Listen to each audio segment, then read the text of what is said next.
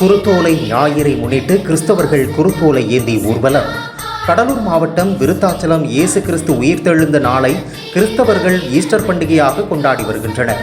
அந்த வகையில் இந்த ஆண்டு பண்டிகை வருகிற 20ஆம் தேதி கொண்டாடப்பட உள்ளது. ஈஸ்டர் பண்டிகைக்கு முந்தைய ஞாயிற்றுக்கிழமை குருத்தோலை ஞாயிறாக கிறிஸ்தவர்களால் கடைபிடிக்கப்படுகிறது. இயேசு கிறிஸ்து சிலுவையில் அறையப்படுவதற்கு முன்பு ஜெருசலேம் நகரத்துக்குள் கழுதை குட்டியின் மேல் அமர்ந்து வரும்போது மக்கள் தங்கள் கைகளில் குருத்தோலைகளை பிடித்து தாவீதின் குமாரனுக்கு ஓசன்னா என்ற வாழ்த்து பாடல்களை பாடினர். அந்த சம்பவத்தை நினைவு கூறும் வகையில் குருத்தோலை ஞாயிறு இன்று கடைபிடிக்கப்பட்டது. அதன்படி இந்த வாரத்தை புனித வாரமாக கிறிஸ்தவர்கள் கடைபிடிக்கிறார்கள். இதையொட்டி தினமும் கிறிஸ்தவ ஆலயங்களில் சிறப்பு ஆராதனைகள் நடைபெறுவது வழக்கம்.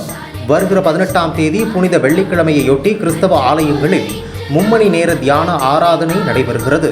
இதைத் தொடர்ந்து வருகிற 20ஆம் தேதி ஞாயிற்றுக்கிழமை இயேசு கிறிஸ்து உயிர்த்தெழுந்ததை நினைவு கூறும் வகையில் ஈஸ்டர் பண்டிகை கொண்டாடப்படுகிறது. விருத்தாச்சலம் தூய பாத்திமா அன்னை ஆலயம் முன்பு கிறிஸ்தவர்கள் ஒன்று திரண்டனர். பின்னர் அவர்கள் குருத்தோலைகளை கையில் ஏந்தியபடி ஊர்வலமாக விருத்தாச்சலம் பேருந்து நிலையத்திலிருந்து ஓசன்னா ஓசன்னா என பாடலை பாடியவாறு விருத்தாச்சலம் தூய பாத்திமா அன்னை ஆலயத்திற்கு சென்றனர்.